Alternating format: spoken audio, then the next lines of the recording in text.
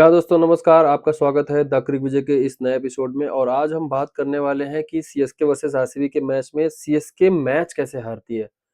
वो इतनी अच्छी टीम है, 5 बार की ट्रॉफी विनर है और उसके बावजूद भी अगर वो मैच हार जाती है, इसका मतलब कुछ ना कुछ तो गड़बड़ है सीएसके की प्लानिंग में, एग्जीक्यूशन में और हो सकता है मैनेजमेंट में भी।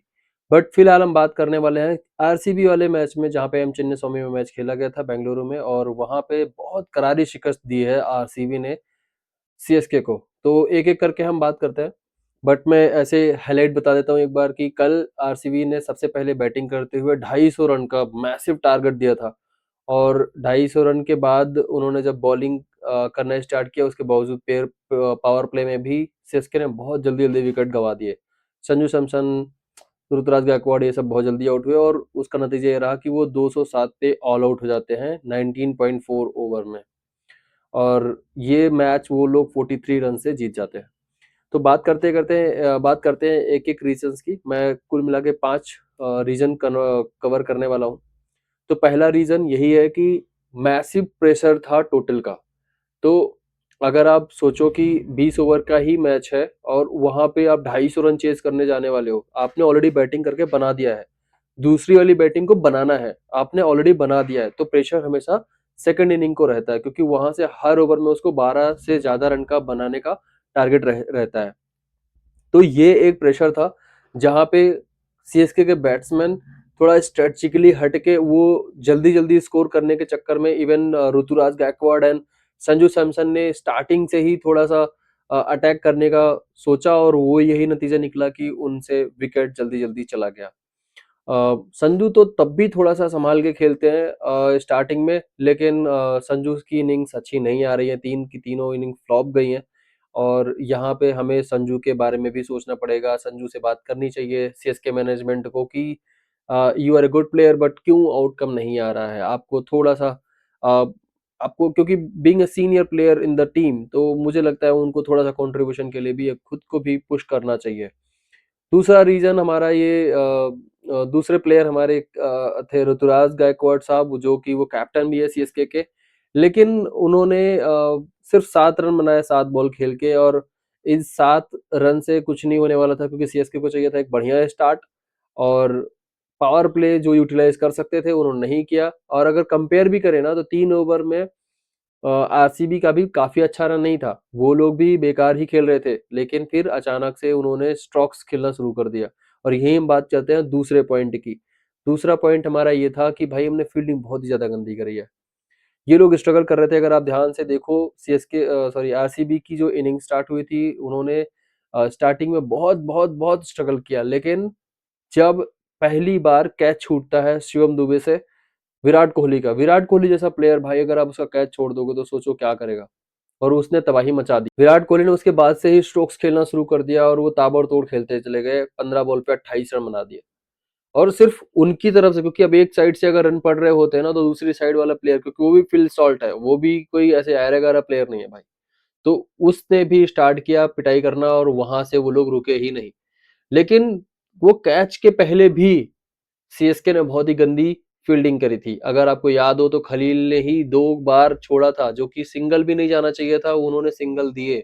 और यहाँ से जो रन लीक होता है ना, इससे बूस्ट होता है कॉन्फिडेंस सामने वाली टीम के बैट्समैन का, कि भाई अपन तो कुछ भी कर सकते हैं, क्योंकि ये टीम जो है खुद ही स्ट्रगल कर रही है अपने टीम के परफॉर्मेंस से। और उनके कंधे डाउन थे पूरे टाइम। सीएसके हमेशा डरी हुई दिख रही थी, जैसे लग रहा था कि भाई वो पहले से ही वो हार मान चुके हैं। 1-2 प्लेयर थोड़े से दिखे, जैसे सरफराज और दुबे, लेकिन उसके अलावा उनमें कोई भी तेज नहीं दिखाई दिया। सीएसके पूरी तरीके से डाउन थी, चाहे वो ऋतुराज गायकवाड़ हो, चाहे वो संजू सैमसन हो।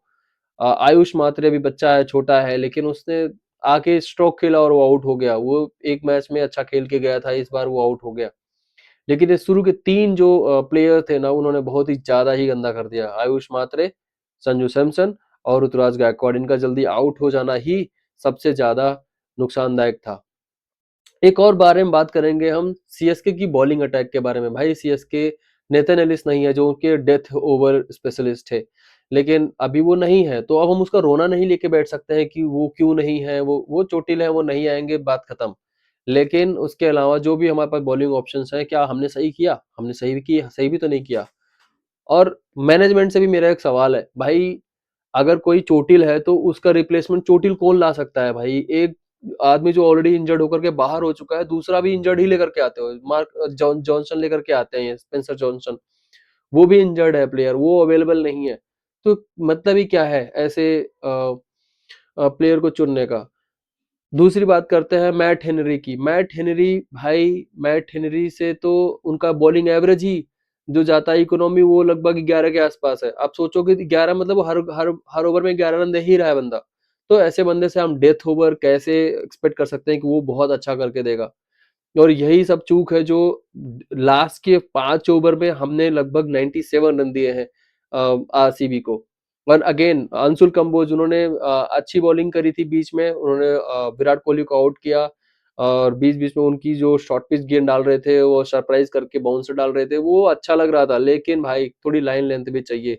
जब आपको पता है कि बैट्समैन जिस गेंद के लिए खड़ा है, आप उसी वही गेंद दोगे तो मारेगा ही ऑफ कोर्स। नो बॉल, एक नो बॉल कितनी भारी पड़ सकती है सोचो। टिम डेविड क्लीन बोल्ड हो जाते हैं, लेकिन वो बॉल नो बॉल हो जाती है। अब उसके बाद से बंदे ने झड़ी लगा दी थी एकदम छक्के चौकों की। उसके बाद तो वो रुका ही नहीं। और वो जो लास्ट के 5 ओवर में 97 रन बनाए हैं ना आरसीबी और आरसीबी के बैट्समैन रजत पाटीदार और टिम डेविड ने, वही डिफरेंशिएटर था और वहीं से ही वो लोग मैच आगे लेकर के चले गए। अगर वही दोनों इनिंग हटा दिया जाए तो लगभग-लगभग नेक टू नेक उनका फाइट था। तो सीएसके ने भी 207 रन बना दिए, लेकिन उसका मतलब ये नहीं था कि वो बहुत अच्छी बैटिंग करके गए हैं। भाई बॉलिंग बहुत ही ज़्यादा पुअर थी सीएसके की, और बैटिंग तो शुरू के 3 जो बल्लेबाज थे वो तो बहुत गंदा खेले। हमें यहाँ पे एप्रिशिएट करना पड़ेगा सरफराज के, सरफराज भाई जिसको अनसोल्ड जा रहा था वो, लेकिन उसके बाद जब उसको कितने कम पैसे में खरीदा है। अगर हम पैसे की बात करते हैं तो यहाँ पे ज़रूर बात करेंगे प्रशांत वीर और कार्तिक के बारे में। भाई इन दोनों ने मिलके 28 करोड़ रुपए लिए हैं, मैसिव 28 करोड़ रुपए। ये कोई छोटा-मोटा अमाउंट नहीं है भाई। इतने बड़े अमाउंट के साथ उन्होंने कोई परफॉर्मेंस नहीं दी है सीएसके को अब तक। इतने में ही टिम डेविड, रजत पाटीदार, ये सारे प्लेयर आ जाते जो जिन्होंने अच्छा खेला है। सरफराज भी, सरफराज तो कुछ लाख्स में गया है। तो यहाँ पे इनका एक गलत था जो कि मतलब मैं मानता हूँ कि ये सीएसके की तरफ से गंदा रहा उनका डेथ ओवर के बॉलिंग। उसके बाद करते हैं बॉलिंग एग्जीक्यूशन के बारे में। हमने बात कर ली बॉलिंग एग्जीक्यूशन, क्योंकि अ, उनका चेंज करना, वो क्या बोलते हैं, बॉलिंग लास्ट के ओवर्स कौन डालेगा। स्टार्टिंग में उनको खलील जो अच्छे बॉलर थे, वो जो लास्ट के ओवर कर सकते थे, लेकिन वो अपना 4 ओवर जल्दी खत्म कर देते हैं। अंशुल कॉम्बोज पे इतना भरोसा करके रखा है कि वो लास्ट के ओवर कराते हैं, नूर अहमद से भी कराते हैं। तो थोड़ा सा बॉलिंग में भी उनको ध्यान देना चाहिए। और प्रशांत वीर को अगर इतने महंगे खरीदा हुआ है, जडेजा का नेक टू नेक अगर लाइक टू लाइक अगर बोलते हैं कि रिप्लेसमेंट है, तो उनसे बॉलिंग क्यों नहीं कराई जा रही है? तो वो एक बड़ा क्वेश्चन मार्क है सीएसके के मैनेजमेंट से कि उनकी क्या विचार है इस चीज को लेकर के। और मैं बहुत नेक्स्ट पॉइंट मेरा यही है कि मैं मानता हूँ कि ऋतुराज गायकवाड़ अभी भी लीडरशिप स्किल्स नहीं डेवलप कर पाए हैं। वो बहुत बार बहुत प्लेन जाता है, कोई ऐसे एक्स्ट्राऑर्डिनरी उनकी कोई लीडरशिप स्किल दिख नहीं रही है। मतलब इट्स लाइक कि सीएसके के तो मैं आजकल देखता हूँ कि भाई तुम हाथ घुमा लेते हो तो बॉल फेंक दोगे, कोई भी बॉलर उठा करके उनको बॉलिंग कराते हैं। और फिर ऋतुराज गायकवाड़ भी ऐसे किसी से भी मतलब कुछ भी चेंज, कोई भी प्लान नहीं है उनके पास एज सच कि वो बस बॉल करा दे रहे हैं।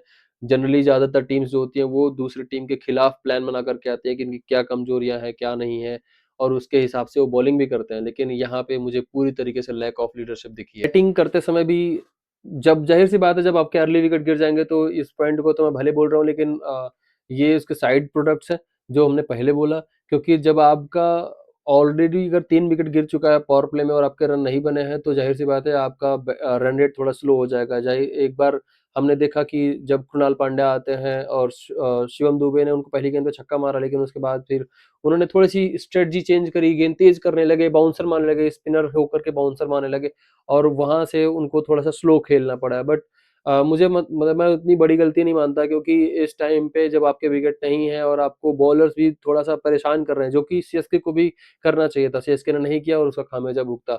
और एट द एंड हमने देखा कि शिवम दुबे भी आउट हो जाते हैं ऐसे ही। और सारे उनके बैट्समैन जो भी थे वो जल्दी आउट होकर के पवेलियन में पहुँच जाते हैं और लास्ट में उनको बॉलर्स के ऊपर ही भरोसा करना था। तो यहाँ पे हम देख रहे हैं कि पूरा मैनेजमेंट एक तरीके से फेल हो रहा है सीएसके का। मुझे लगता है कि एक नए सिरे से उनको शुरुआत करना चाहिए। अभी सिर्फ 3 मैच हारे हैं और अभी भी चांस है सीएसके के, अभी सीएसके बाहर नहीं है। होपफुली धोनी जल्दी सेट हो जाएँगे, धोनी जल्दी आ जाएँगे अपना नए फॉर्म सॉरी धोनी जल्दी आ जाएँगे और वो खेलेंगे और अच्छे से वो तुड़ाई भी करेंगे बॉलर्स की डेथ ओवर्स में और होपफुल रहते हैं। भाई देखते हैं, बीइंग अ सीएसके फैन मैं भी चाहता हूँ कि सीएसके अच्छा खेले, but hats off to RCB. RCB ने पूरी तरीके से डोमिनेट किया है भाई। उन्होंने फील्डिंग अच्छी करी है, उन्हें बॉलिंग अच्छी करी है, उन्होंने बैटिंग भी अच्छी करी है, तो उनको क्रेडिट जाता है। और सीएसके हारी है क्योंकि सीएसके ने गलतियाँ करी हैं। और मैं आपको ये बता दूँ कि आरसीबी ने ये चौथी लगातार जीत ली है सीएसके के खिलाफ। और एक और मैं स्टैट्स बताता हूँ आपको, ऋतुराज गायकवाड़ ने जितने पिछले मैच में कैप्टेंसी करी है वो सारे हारे हैं। लगभग 6 या 7 मैच लगातार वो हारे हैं। तो यहाँ पे स्टैट्स रह बताते हैं कि वो कई स्टैट्स गलत नहीं होते भाई। अगर आप कुछ गलत कर रहे हो तो ज़ाहिर-सी बात है उसी का रिफ्लेक्शन होता है, जो रिज़ल्ट होता है उसी का रिफ्लेक्शन होता है। तो मुझे लगता है कहीं न कहीं उनको सुधार करने की ज़रूरत है। और अभी तो ज़ाहिर-सी बात है टीम्स में कुछ भी चेंज नहीं कर सकते, नए लोग नहीं हायर कर सकते हैं, बट जो अभी हैं उन्हीं से काम चलाना पड़ेगा। होपफुली डेवॉल्ट ब्रेविस और धोनी जल्दी ही सेट हो जाएँगे, फिट हो जाएँगे और अपनी जर्सी में येलो जर्सी में हमको एंटरटेन करते हुए दिखेंगे। बट होपफुल रहते हैं, देखते हैं क्या होता है। एंड प्लीज़ आप मेरा चैनल लाइक करें, सब्सक्राइब करें, अपने दोस्तों के साथ शेयर करें और कमेंट बॉक्स में ज़रूर अपने वैल्यूएबल कमेंट्स बताएँ, फीडबैक बताएँ। मैं ज़रूर आपके फीडबैक को कंसीडर करूँगा और मुझे कुछ भी लगता है कि आपको कुछ ऐसी नई जानकारी चाहिए तो मैं उस पे एक वीडियो ज़रूर बनाऊँगा। और thank you guys, thanks for being with the crick Vijay, thank you so much.